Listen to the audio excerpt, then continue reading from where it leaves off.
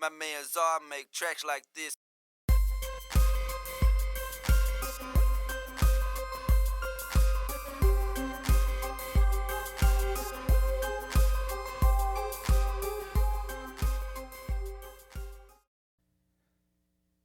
What's going on, y'all? I want to give y'all some tips on dealing with large sessions in Studio One.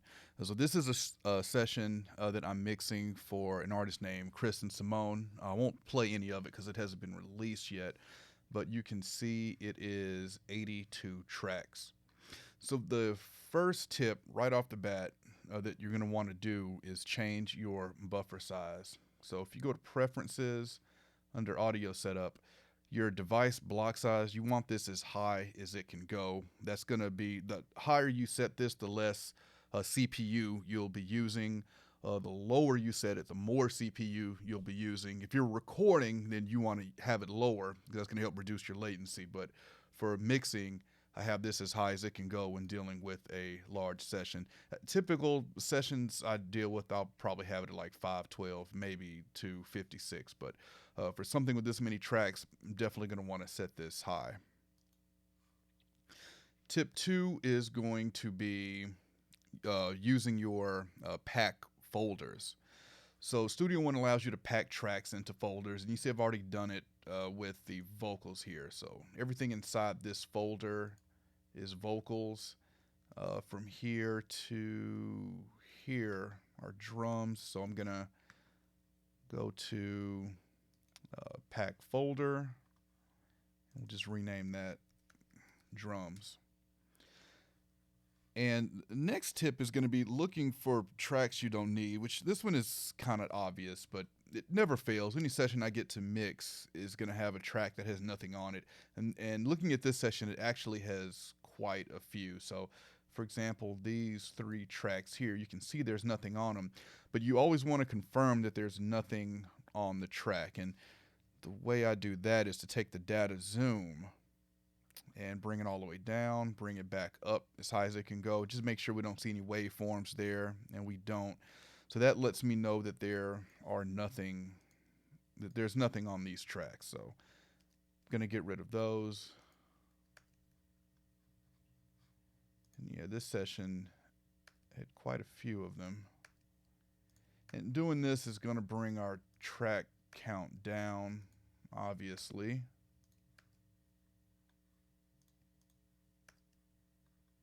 They normally have 1 or 2 tracks in a session, but this one has, like I said, has quite a few. And there was one in the vocal section. Okay, so that's brought us down to 67 tracks. Now, next tip is going to be, I'm not done setting this up to mix yet, but you're going to want to color code your tracks, and that's just for organizational purposes, as well as removing, here's another track here, but as well as removing any of this, space, that there's nothing there. It's going to help at least for me, it's going to help the session visually.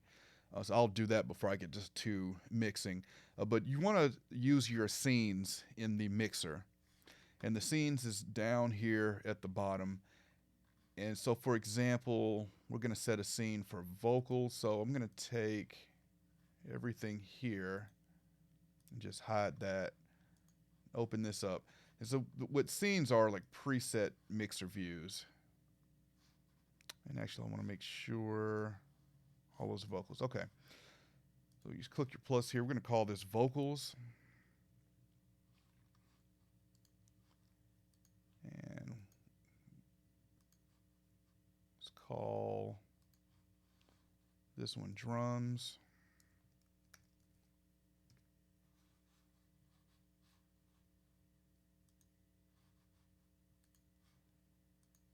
And let's do one with, just call this all tracks.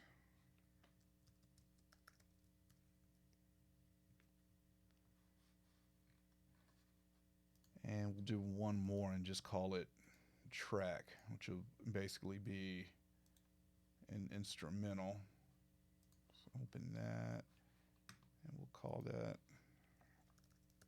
track. Okay.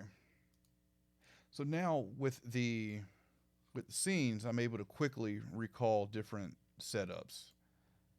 Those are my drums,